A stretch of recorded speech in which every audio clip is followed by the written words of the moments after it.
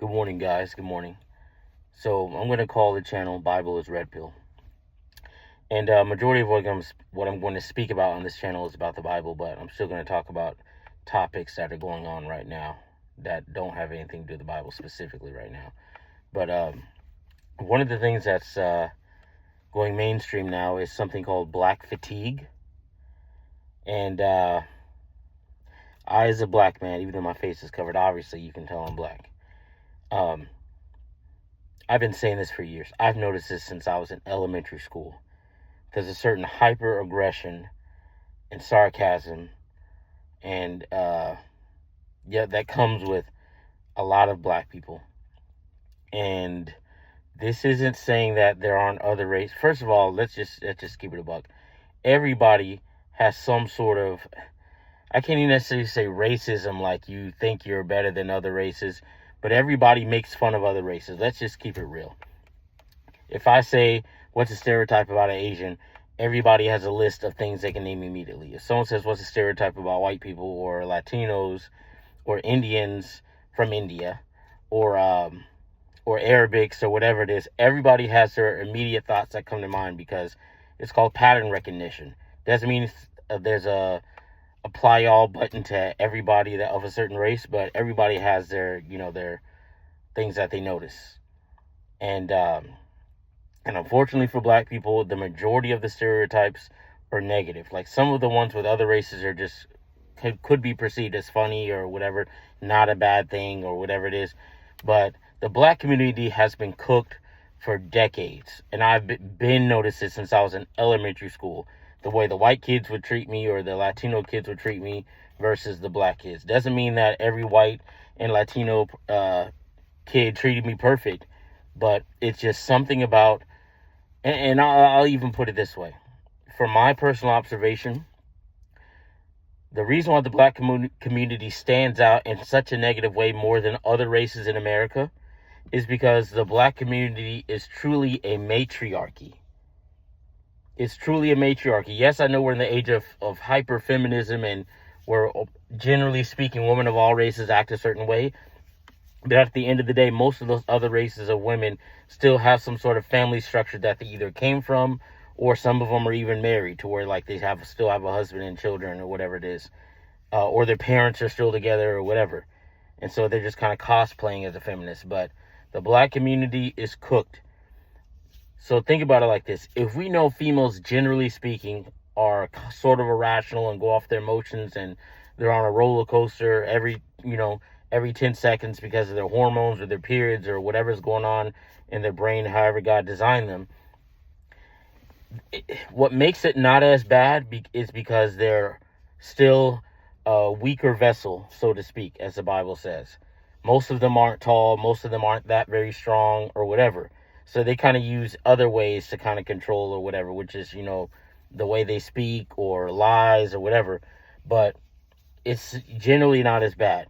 But when you put a young black boy that's raised, by a single mother with no father figure around, raised around their mom, their sisters, their aunts, their grandmas, and female cousins, and he grows up to be, 6 foot tall or taller, very fast, very strong, but with the mind of an irrational, emotional woman, it's a recipe for disaster. Everybody's getting tired of seeing black people fighting in public, especially black women. But then you'll see, the riots and, people fighting in Popeyes, black people not tipping, all the random, sucker punching you see from black people on New York streets, the gang culture in Chicago. It's absolutely nuts. The black community is trash. And this is what's crazy. Obviously, I don't believe in abortion because God doesn't want us sacrificing our children to false gods or to anybody. Like they used to do with Baal back in the day in the Bible. That's basically what's happening with Planned Parenthood and abortion. So that's a topic for a different day. But think about it like this: the black population is only 13% in America. Approximately 6 or 7%, if you split it in half, is females, black women. Black women do the most abortions in America, even though they're vastly outnumbered by the number of white females and other races, but especially white females. I'm guessing there's probably about 30% of America's white females, approximately, I'd say, from my latest research. But think about that. So imagine if black women weren't getting so many abortions, even though they shouldn't do it, but if they weren't getting so many abortions, much more than whites and other races, imagine how much more, chaos and foolery and crime that you'd see if they actually kept all their babies. It's nuts. The black women are wearing weaves. They're loud. They're obnoxious. They're ratchet. And this is another thing too. Women tend to be more on the side of like, I'm a victim. To where even if you catch a woman cheating, for example, she's going to say, I did this because you were the one that was, or I know you caught me in bed with 10 dudes, but you were the one that wasn't giving me enough attention, or you were always gone, and whatever else, or always some excuse. So that's normally a female trait. Men, generally speaking, especially if they're raised by their father and around strong men, they'll take accountability for something they did without throwing someone else under the bus too. They're going to be like, you know what, I shouldn't have done that. But unfortunately, if, females are the ones that always see themselves as victims, if those same black females are raising black males, they're going to teach those black males the same thing. That's why most of them don't want to listen to the police when they get pulled over. That's why black males are always talking about racism and, it's because of the man. It's because they're around their moms all the time who are always saying, it's because I'm black. It's because I'm black. And that's another thing, too. A lot of black women act the way they do and fight in public and act loud because not many people are checking for them. They are the least married for a reason, and they're going to sit there and tell you this lie because we don't want to get married. Yes, you do. Y'all just can attract and retain the type of guy you want. Yes, a dude will bust it down. Certain dudes will, depending on their standards.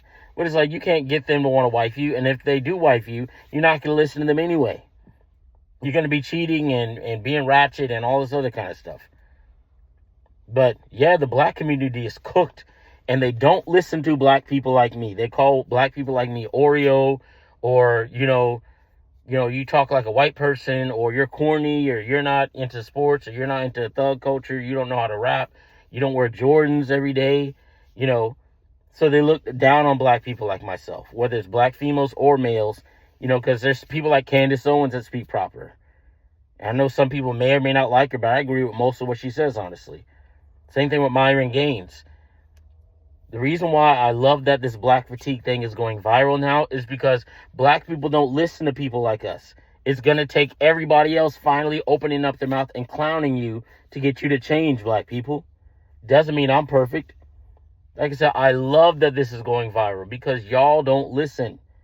Y'all don't listen at all. And so I almost roll my eyes every time I see Black History Month come around. I'm just like, yes, Black history. Back in the day, but there's no black present that's doing well. The only ones, black people generally speaking, that are successful, or the most black people that are successful, are in some sort of professional sport or rapping or something that doesn't do anything to help black people in general. And that's another thing too. Most of these black kids growing up don't even know how to read nowadays, or they know how to rap, or they know how to play sports, or they know how to rob people and talk about Dodge Chargers and Kia Boys and another one last thing I'm gonna mention too is the whole smoke detector thing. Do you realize how stupid we are making ourselves look, black people? Do you realize how every comment section you look under, when it has something to do with black people or doing a video in their house, you always hear that stupid chirp. It's like a stereotype now to where like we just like don't even hear it when all it takes is getting a chair or a ladder to get a battery. And another thing, too, I'm going to mention that viral video where it's showing, like, those high school students in Louisiana that are acting a fool and acting ratchet with their weave all over the place and walking around, shaking around and dancing like wild animals after their graduation. We look stupid as a people, and it's so embarrassing for people like me. And they love saying, you hate yourself, or you hate your mom, or your self-hatred. It's like, no. I love being black. God designed me this way for a reason. He could have made me another race. He could have made me whatever, a female, whatever. But he decided to make me the way he made me for a reason and a purpose. But I'm being unfairly associated with ratchetness and untrustworthiness and low standards in life because I look the same as other black people. When you see an Asian person, you're not looking at an Asian person like, oh man, he might rob me or he might whatever. The first thing you got to think of is, he probably owns a nail shop, or he's probably good at math, or he's probably smart. He probably has money. He probably drives a Lexus, a Honda, Acura, Toyota, very probably has a family, very well structured. Same thing with Indians. Same thing with Arabs. And same thing with Latinos. Yes, there's different subsections of each race that we can all recognize. Like there's the redneck white people. There's like the well-to-do, good-looking Tom Brady type, that have money. There's the punk rock. There's the, different, rednecks or whatever you want to call them, country. And then same thing with Latinos. Like, yes, there's the gangster ones, but a lot of them are hard. A lot of Latinos are hardworking and have families. They work all day, take care of their family, come home, drinks, pop some beers. The wife has food ready for them, stuff like that. But black people are just trash. Like a high percentage of us are. Not all of us, obviously, but a high percentage of us are. I was talking to a coworker the other day. He's talking about, oh yeah, we just had our second child, and her parents came into town, stayed at our house. My parents are coming from India soon, so they could see the new baby as well. And I'm like, both sets of parents still married. That's what I'm talking about. And another thing is too, I'm just saying this off the top of the dome. Chris Rock himself, the great Chris Rock, on that big, I think it's Bigger, Badder, Blacker or something like that from like the late 90s. He was talking about there's a black civil war between the N-words and regular black people, and it's finally coming to head. So whites, Latinos, Asians keep flooding the algorithm on all social media platforms to get these Negroes to change. I want to be looked at as a good race too. Everyone else it seems to be but us. Everyone else everyone else has obvious categories of like, okay, there's this type of Latino, then there's that type of Latino. But unfortunately, there's so many of us that act like N-words that we're all seen as that until they get to know us. It's nuts. Keep going, YouTube. Keep going, Facebook. Keep going, TikTok. Keep doing this. I'm sick of it. I'm done. Put these Negroes to shame. Put them to shame. That's the only way they're going to change. They're not going to listen to people like me.